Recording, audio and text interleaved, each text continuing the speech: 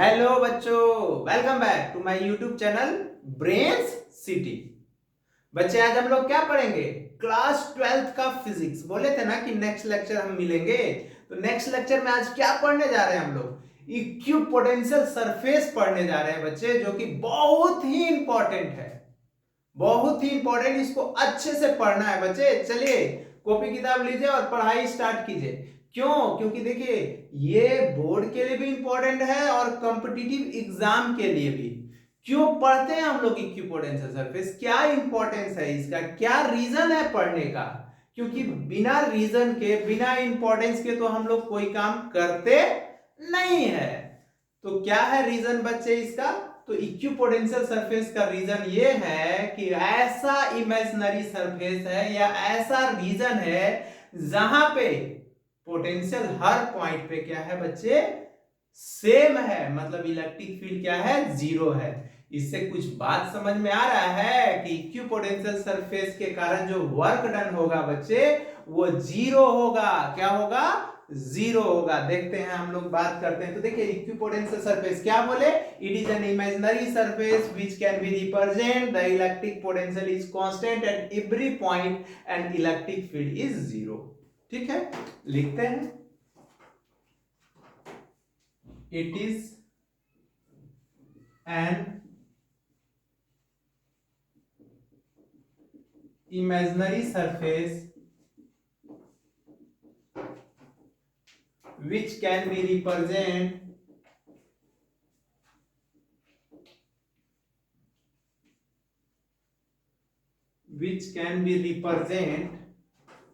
the electric potential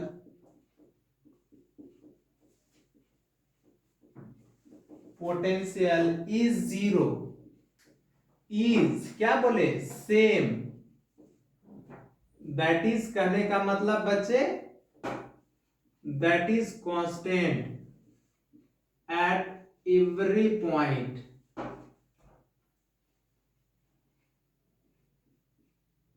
every point on that surface, that surface कहने का मतलब that is electric field is, that is electric field is zero, is zero।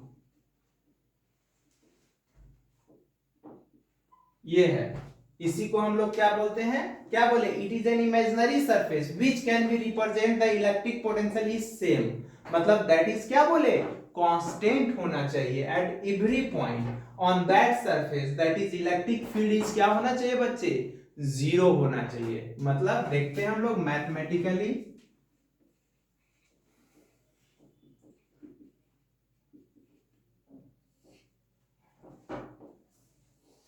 मान लेते हैं ये equipotential surface है,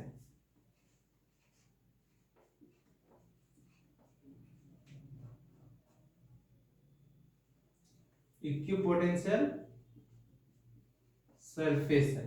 ठीक है, अब देखिए यहां पे मान लेते हैं एक पॉइंट ए लेते हैं, बी लेते हैं, सी लेते हैं, ये डी पॉइंट है। ठीक है, और ये बच्चे मान लेते हैं ई पॉइंट है।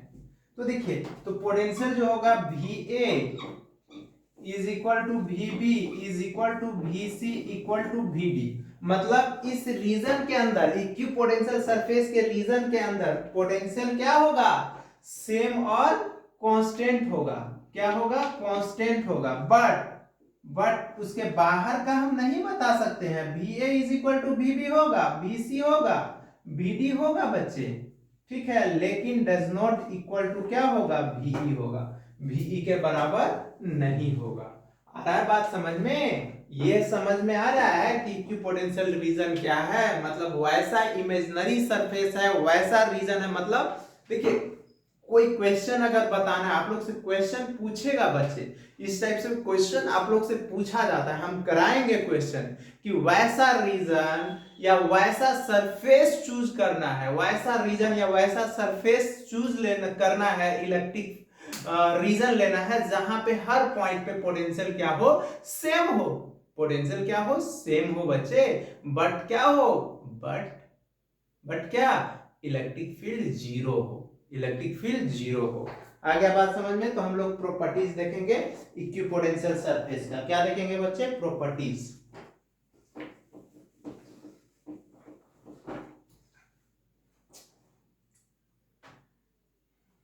क्या देखेंगे हम लोग बच्चे, प्रॉपर्टीज देखेंगे।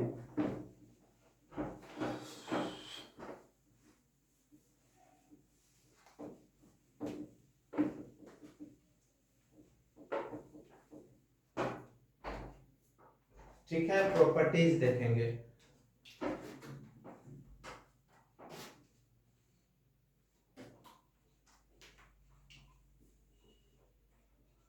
Properties of equipotential surface. Properties of हम लोग देखने जा रहे हैं बच्चे इक्विपोटेंशियल सरफेस के बारे में। ठीक है, तो देखिए फर्स्ट प्रॉपर्टीज क्या होता है बच्चे। देखिए फर्स्ट प्रॉपर्टीज ये याद रखिए कि इक्विपोटेंशियल सरफेस जो होता है ना बच्चे, ये लिखेगा work done due to equipotential surface, या work done due to equipotential surface is क्या होना चाहिए, जीरो होना चाहिए। क्यों जीरो होगा बताते हैं। Work done due to equipotential surface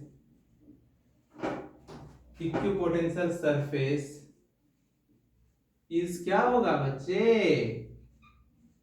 is zero होगा। क्यों जीरो होगा, क्योंकि हम लोग जानते हैं, देख लीजिए दैट इज, नहीं तो मैथमेटिकली लिखिए ना बच्चे,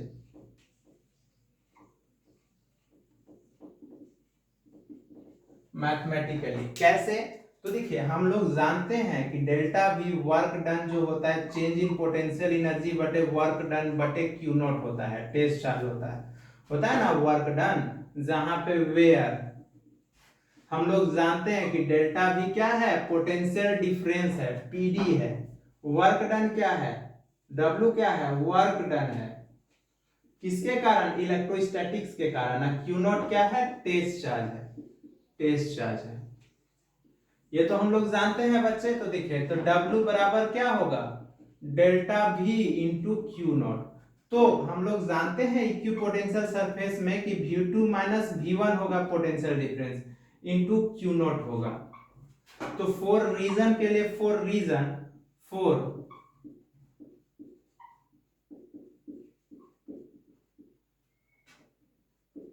इक्विपोटेंशियल रीजन के लिए बच्चे, इक्विपोटेंशियल रीजन के लिए तो V1 इज इक्वल टू क्या होना पड़ेगा, V2 होना पड़ेगा। तो देखिए तो V1 is equal to V2 हो गया, तो W is equal to V1 minus V1 into Q naught हो गया। तो ये 0 into Q naught is equal to 0 joule हो गया। आया बात समझ में कि वर्क डन जो होगा due to equipotential region is क्या होगा बच्चे, 0 होगा। क्लियर है ना।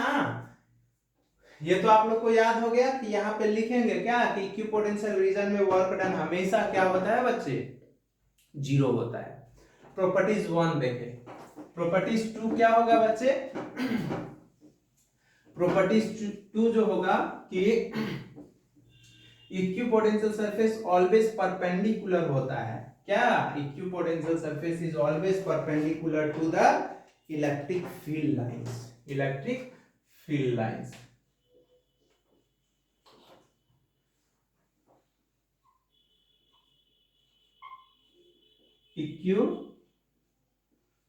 इक्विपोटेंशियल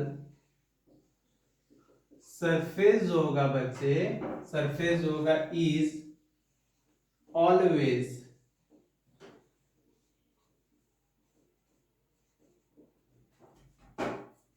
परपेंडिकुलर होगा to the electric lines of force, electric lines of force के। क्या बोले कि इक्विपोटेंशियल सरफेस जो होगा ऑलवेज परपेंडिकुलर होगा किस पे, परपेंडिकुलर होगा किस पे बच्चे, इलेक्ट्रिक लाइंस ऑफ फोर्स पे या इलेक्ट्रिक फील्ड लाइंस पे, या दैट इज इसी को इलेक्ट्रिक फील्ड लाइंस भी बोलते हैं हम लोग, that is electric field lines. देख लीजिए कैसे परपेंडिकुलर होता है बच्चे।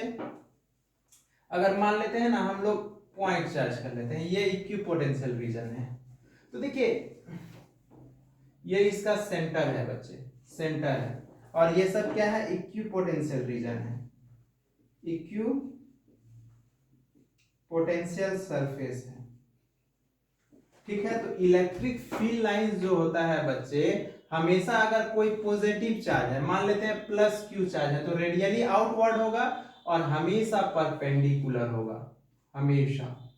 देख रहे हैं ना, परपेंडिकुलर, और ऐसा लगेगा ना कि रेडियली मतलब सेंटर से निकल रहा है, सेंटर से निकल रहा है। तो देखिए इसका पोटेंशियल अगर हम लोग मान लेते हैं V1 है, V2 है, V3 है, V4 है, तो सबसे ज्यादा पोटेंशियल किसका होगा, V4, फिर V3, फिर V2, फिर V1, ये होगा ट्रेंड।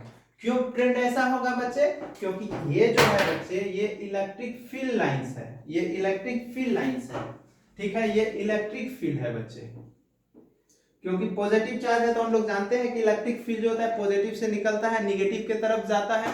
तो देखिए रेड, और हम लोग जानते हैं कि अगर कोई पॉइंट चार्ज है तो पॉजिटिव चार्ज रेडियली आउटवर्ड होगा और निगेटिव होगा तो रेडियली इनवर्ड होगा। रेडियली वर्ड इसलिए यूज करते हैं, ऐसा सीम्स होगा कि सेंटर से निकल रहा है या सेंटर पे इन कर रहा है। तो यहां पे आप देख लीजिए, तो ये होता है, ये तो दूसरा प्रॉपर्टीज है। तीसरा प्रॉपर्टीज जो होता है बच्चे, in the direction of electric field lines electric potential is decreases. मतलब इलेक्ट्रिक फील्ड लाइंस की तरफ जैसे बढ़ेंगे तो इलेक्ट्रिक पोटेंशियल क्या होगा, डिक्रीज करेगा। क्या होगा, डिक्रीज करेगा। तो क्या लिखेंगे, in the direction of, in the direction of electric properties number 3।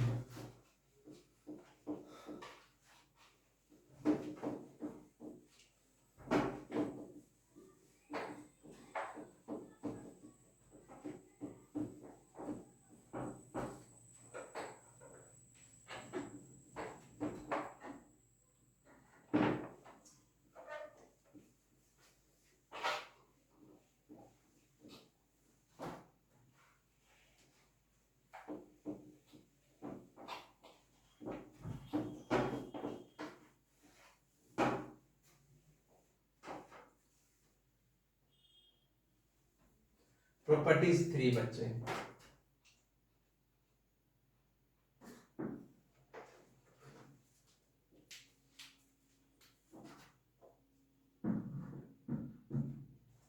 in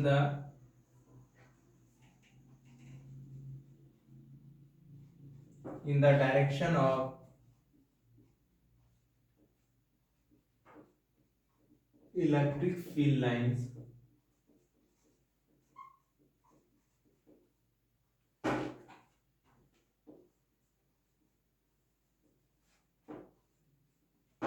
क्या बोले, in the direction of electric field lines electric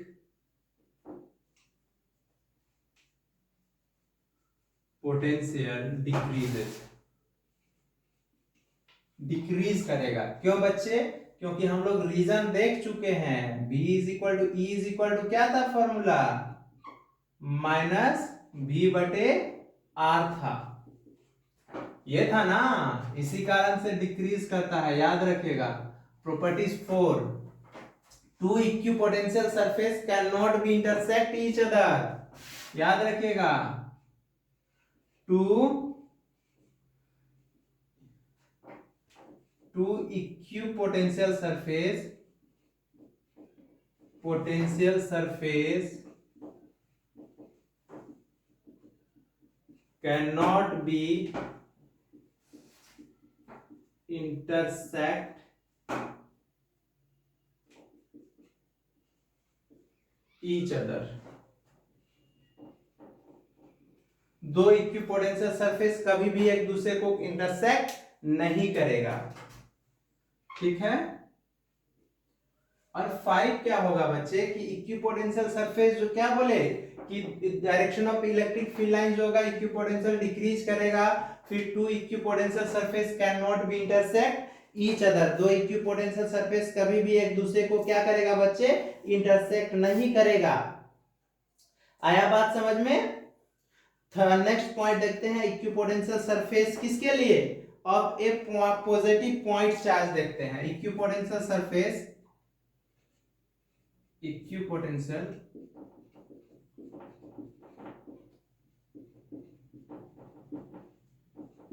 of, क्या बोले, इक्विपोटेंशियल सरफेस ऑफ ए, किसके अलोंग देखने जा रहे हैं, of A positive point charge, of A positive point charge. तो देखिए पॉजिटिव पॉइंट चार्ज है बच्चे, तो देखिए ये पॉजिटिव मान लेते हैं Q है, पॉजिटिव पॉइंट चार्ज है, तो इक्विपोटेंशियल सरफेस याद है कैसा होगा, स्फेरिकल इन नेचर होगा, और कैसा होगा बच्चे, कंसेंट्रिक सर्कल होगा, वैसा सर्कल जिसका सेंटर तो सेम होगा लेकिन उसका रेडियस क्या होगा, अलग अलग होगा। याद है? देखिए ये है इसका, ये इक्विपोटेंशियल सरफेस है, ये तीनों क्या है, इक्विपोटेंशियल सरफेस है, इक्विपोटेंशियल सरफेस है, ठीक है।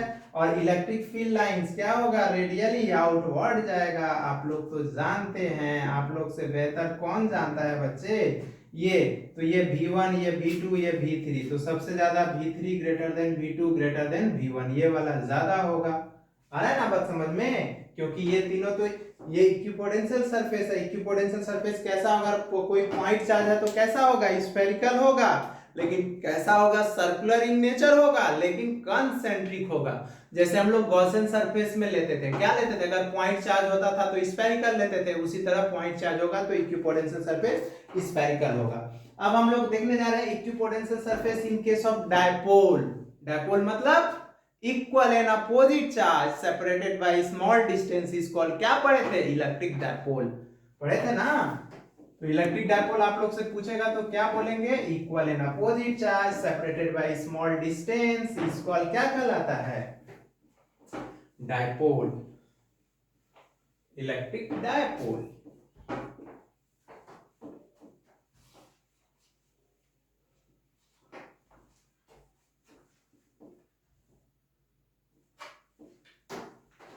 नेक्स्ट प्रॉपर्टीज, क्या properties next, electric equipotential surface in case of क्या होगा, in case of dipole, equipotential surface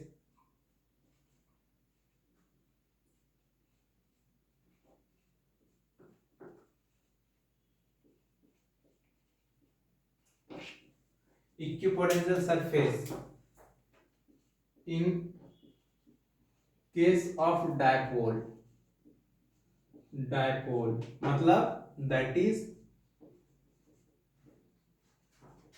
equal and opposite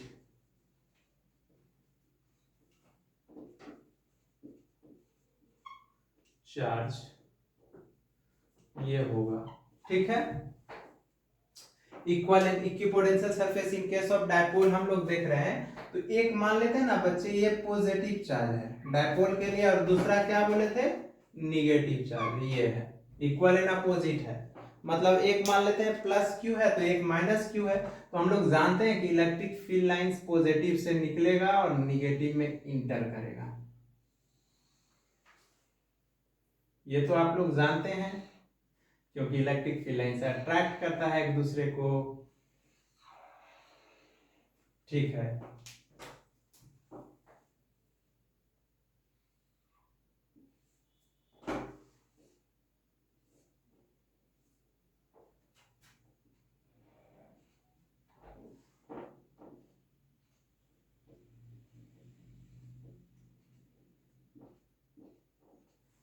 ये होगा। अब देखिए इक्विपोटेंशियल सरफेस कैसा होगा, तो देखिए बच्चे निगेटिव है, पॉजिटिव और निगेटिव चार्ज है, तो इक्विपोटेंशियल सरफेस ये दोनों के बीच में क्या होगा ना, लैटरल प्रेशर के कारण एकदम क्लोज हो जाएगा, नजदीक नजदीक हो जाएगा, और उसके बाहर क्या हो जाएगा, दूर दूर हो जाएगा, मतलब ऐसे।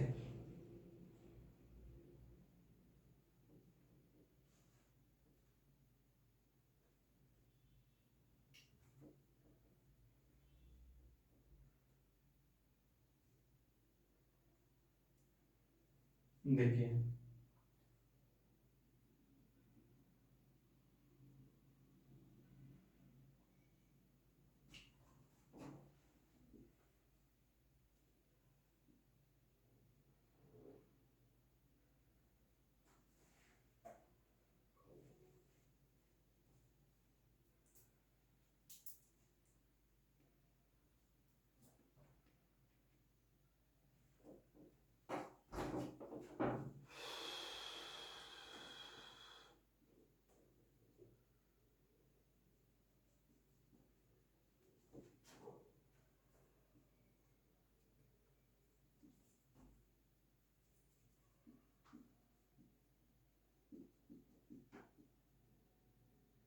क्लियर है बच्चे, ये ऐसा होगा, ठीक है। इसके बीच में जो होगा एकदम क्लोजली हो जाएगा और उसके बाहर दूर दूर हो जाएगा। ये डायपोल के केस में बच्चे इक्विपोटेंशियल सरफेस है। ये सब रीजन क्या है, ये सब रीजन जो है, ये सब रीजन इक्विपोटेंशियल सरफेस है, इक्विपोटेंशियल सरफेस है बच्चे। क्लियर है, क्योंकि इक्वल एंड अपोजिट चार्ज है, तो इसके मिड पॉइंट पे इलेक्ट्रिक फील्ड क्या है, जीरो है। यहाँ पे इसको नल पॉइंट बोलते हैं। उतना डीप नहीं पढ़ना है आप लोग को। तो ये बात आया समझ में, equipotential surface in case of opposite charge या डायपोल के केस में क्या होगा। अब हम लोग देखते हैं क्या, equipotential surface in case of equal charge. किसके देखने रहे, इक्वल पॉजिटिव चार्ज या इक्वल निगेटिव चार्ज।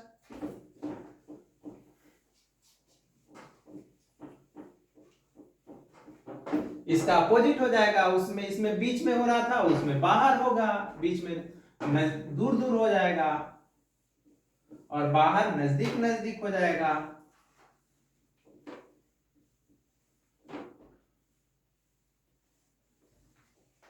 तो क्या बोले, इक्विपोटेंशियल सरफेस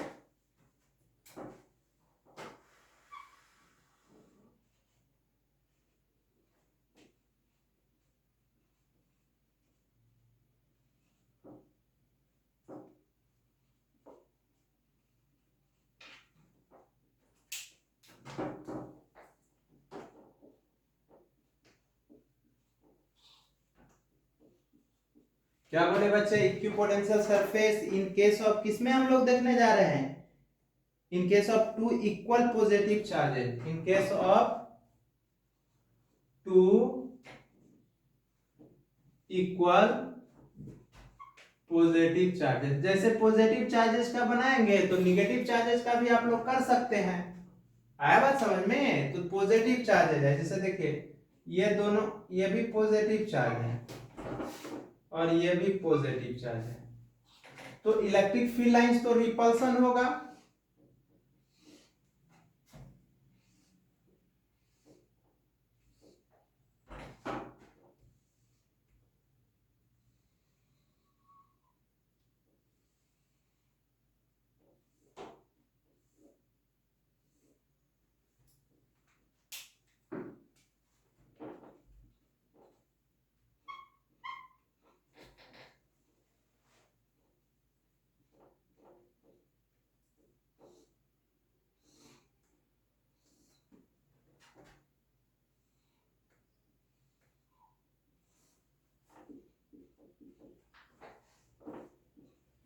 देखिए पॉजिटिव चार्ज का दिखाया, अगर निगेटिव चार्ज दोनों रहता तो ये एरो नीचे की तरफ आप लोग दिखा देते, मतलब ऐसा दिखाते कि ये इंटर कर रहा है, तो ये तो इलेक्ट्रिक फील्ड लाइंस हो गया।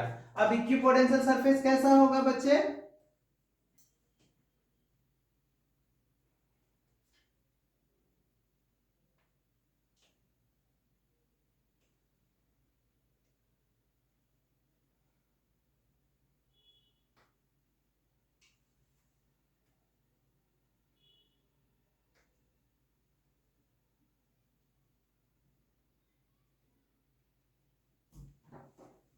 देख रहे हैं ना, लग रहा है ना कि यहाँ दूर दूर हो रहा है और इधर नजदीक नजदीक हो रहा है लेटरल प्रेशर के कारण। हाँ, और ये याद रखिएगा कि कभी भी दो इक्विपोटेंशियल सरफेस एक दूसरे को इंटरसेक्ट नहीं करता है, करा मत दीजिएगा आप लोग।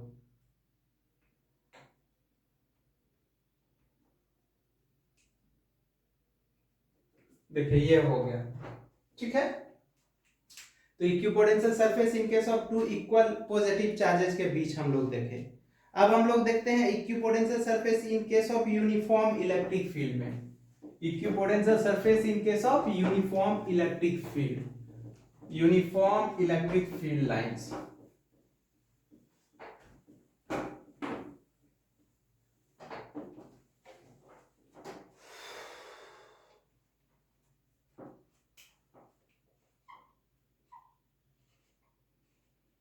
इक्विपोटेंशियल सरफेस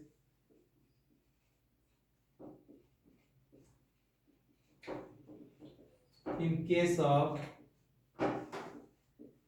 uniform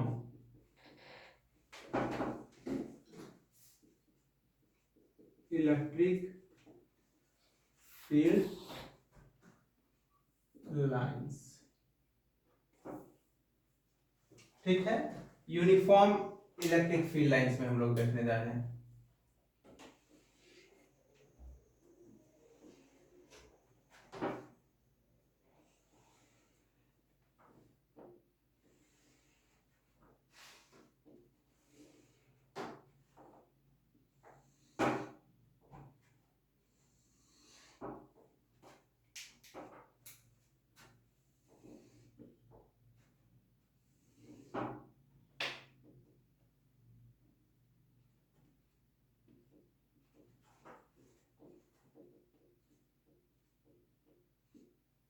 ये इलेक्ट्रिक फील्ड लाइंस है बच्चे, यूनिफॉर्म। ठीक है, और ये इसका पोटेंशियल है, ये V1 है, ये V2 है, ये V3 है, ये V4 है और ये V5 है। ये परपेंडिकुलर है। हमेशा बताया था कि इक्विपोटेंशियल सरफेस जो होता है इलेक्ट्रिक फील्ड लाइंस पे ऑलवेज परपेंडिकुलर होता है। तो हम बोले थे कि in the direction of electric field lines electric potential decreases, तो मतलब ग्रेटर V1 फिर V2 फिर V3 और क्या होगा V4, तब क्या होगा बच्चे V5 आया, क्योंकि यहाँ पे पोटेंशियल कम हो जाएगा और यहाँ पे ज्यादा होगा। क्यों होता है? क्योंकि हम लोग E is equal to formula जानते हैं, dV बटे dr होता है। जानते हैं ना कि इलेक्ट्रिक फील्ड बढ़ेगा तो डिस्टेंस घटेगा और डिस्टेंस बढ़ेगा तो इलेक्ट्रिक फील्ड घटेगा। आया बात समझ में? इसीलिए घट रहा था बच्चे, इसी कारण इसका पोटेंशियल ज्यादा है, इसका कम है। तो ये हम लोग देखे बच्चे क्या इक्विपोटेंशियल सरफेस हम लोग देख चुके अच्छे से। कहीं डाउट होगा तो आप लोग कमेंट कीजिएगा बच्चे, या तो व्हाट्सएप कर सकते हैं, आप लोग को नंबर दिया हुआ है। अब हम लोग देखते हैं electric potential energy of A system of 2 point charge. Equipotential surface मतलब इलेक्ट्रिक पोटेंशियल एनर्जी या पोटेंशियल एनर्जी हम लोग देखने जा रहे हैं।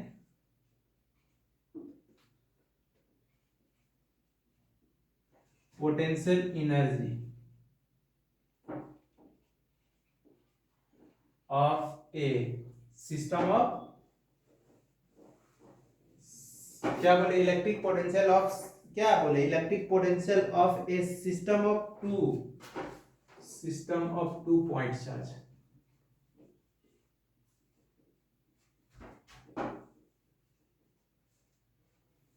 टू पॉइंट चार्ज के कारण हम लोग देख रहे हैं। ये बहुत इंपॉर्टेंट है बच्चे, बहुत ही इंपॉर्टेंट है, इसको अच्छे से पढ़ना है। 2 पॉइंट चार्ज के लिए कैसे? तो मान लेते हैं ना ये 2 पॉइंट है, ये मान लेते हैं O है और ये A है। यहाँ पे चार्ज Q1 है, या इसको हम लोग Q0 मान लेते हैं बच्चे, और इसको Q मान लेते हैं। और क्या कर रहे हैं ना, एक पॉइंट चार्ज को हम इन्फिनिटिव से, ये R is equal to infinitive है, जानते हैं इन्फिनिटिव पे V बराबर 0 होता है इलेक्ट्रिक पोटेंशियल बराबर, और यहां से एक चार्ज Q को लेके आ रहे हैं। ठीक है, Q को लेके आ रहे हैं, Q1 Q2 मान लेते हैं या Q ही मान लिए, कोई दिक्कत नहीं है। तो देखिए अब उसको लेके आ रहे हैं बच्चे, इसके बीच का सेपरेशन R है, तो वर्क डन जो होगा, वर्क डन एट O पे मतलब इसको W1 बराबर कितना होगा 0 जूल होगा। क्यों 0 जूल होगा? क्योंकि ये तो कोई डिस्प्लेसमेंट नहीं हो रहा है, कोई वर्क नहीं कर रहा है, क्योंकि इलेक्ट्रिक पोटेंशियल एनर्जी का हम लोग क्या जानते हैं, unit positive charge carrying from infinitive to the electric field region against the electric force is called, क्या कहलाता था? इलेक्ट्रिक पोटेंशियल कहलाता था ना। उसी को जो वर्क होता है तो उसी को इलेक्ट्रिक पोटेंशियल एनर्जी बोलते हैं ना। तो जीरो है, लेकिन इलेक्ट्रिक पोटेंशियल क्या होगा?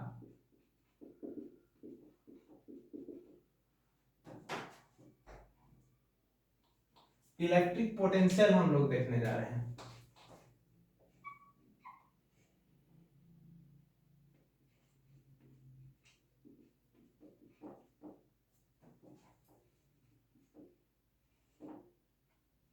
एट ए पे जहां पे देखते थे, याद है? तो V बराबर क्या हो जाएगा? पोटेंशियल। तो जिस पे देखते हैं उसको नहीं लेते हैं, तो के क्यू नॉट अब बटे आर हो जाएगा, ये हो जाएगा। तो वर्क डन ड्यू टू, किसके कारण? ड्यू टू चार्ज हम लोग देखने जा रहे हैं Q2 के कारण। Q2 मतलब Q के कारण कितना वर्क किया होगा, तो Q के कारण, तो इसको W2 बराबर क्या लिखेंगे? V into Q. तो V कितना दिया हुआ है? के क्यू क्यू नॉट बटे आर इंटू क्यू। तो ये हो जाएगा के क्यू क्यू नॉट बटे आर। तो टोटल वर्क डन कितना हो जाएगा? टोटल वर्क डन तो W बराबर हो जाएगा W1 प्लस W2, तो 0 प्लस के क्यू क्यू नॉट बटे आर। तो W बराबर के क्यू क्यू नॉट बटे क्या हो जाएगा बच्चे?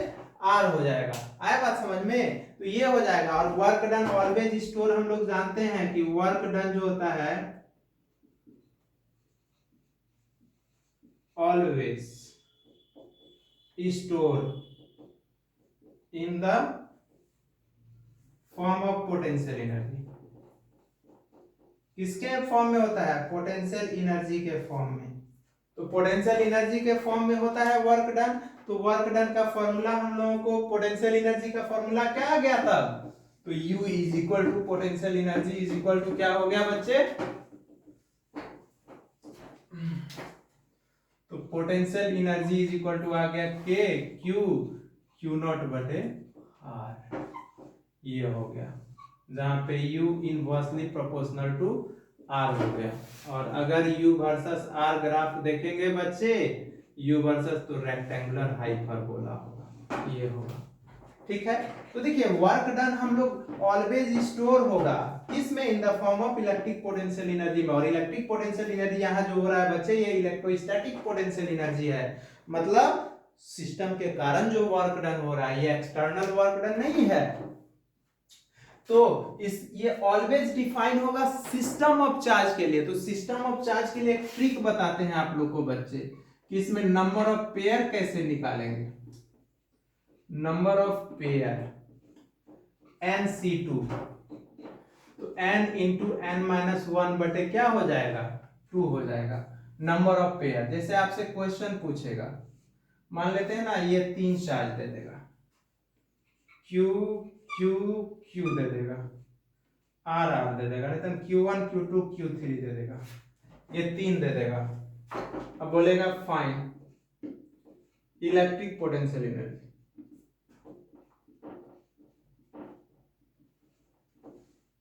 या आपसे वर्क डन भी बोलेगा तो वही आंसर होगा बच्चे। तो इसका सॉल्यूशन क्या होगा? सॉल्यूशन नंबर ऑफ साइड कितना है यहाँ पे? Number of side is equal to कितना है? 3। यहाँ पे लिख लीजिएगा n इज इक्वल टू क्या है? नंबर ऑफ साइड है। तो नंबर ऑफ पेयर कितना आ जाएगा?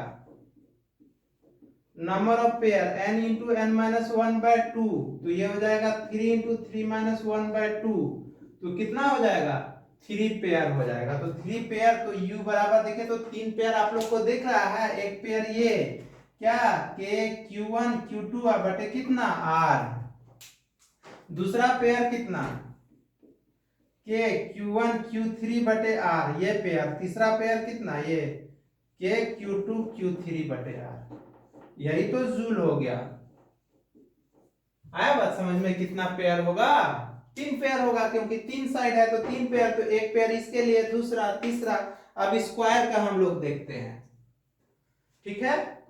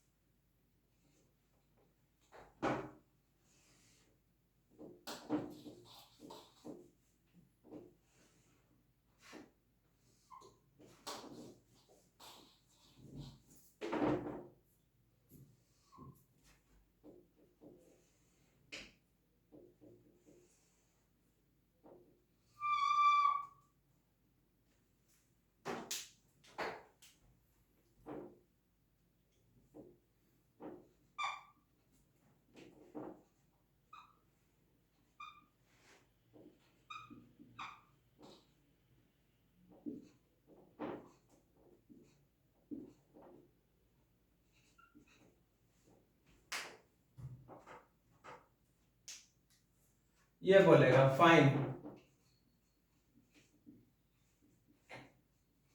इलेक्ट्रिक पोटेंशियल एनर्जी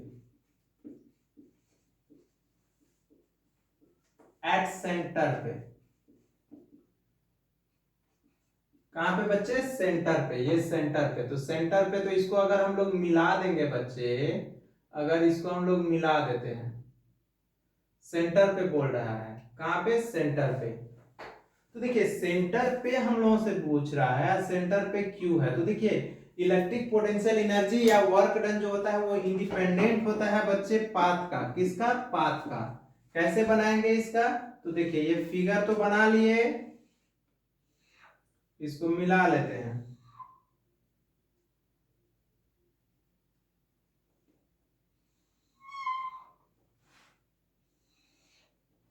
ये O है, ये Q0 है, ये Q1 चार्ज है, Q2 है, Q3 है और Q4 है। ये चार चार्जेज है, ये R है, R है, R है, R है। इसका नेमिंग कर लेते हैं बच्चे। ये A पॉइंट है, ये मान लेते हैं B है, ये C है और ये D है। तो देखिए हम लोगों को बच्चे क्या चाहिए? AB कितना हो जाएगा? मतलब BD जो होगा, AC is equal to BD होगा कि नहीं होगा?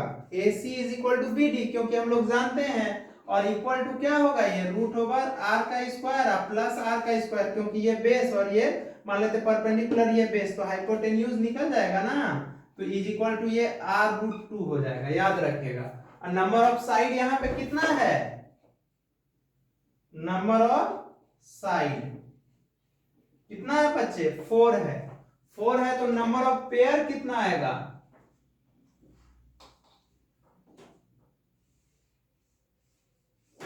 नंबर ऑफ पेयर कितना आएगा बच्चे?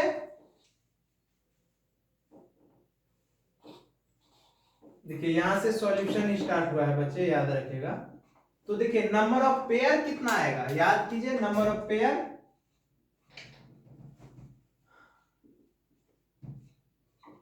ये होगा, तो नंबर ऑफ पेयर तो 4 इंटू 4 माइनस 1/2, तो ये हो जाएगा 4 into 3/2 is equal to 6 pair. 2 से कितना हो जाएगा? 6 पेयर हो जाएगा। ठीक है, तो ये 6 पेयर होगा, तो पोटेंशियल एनर्जी क्या हो जाएगा?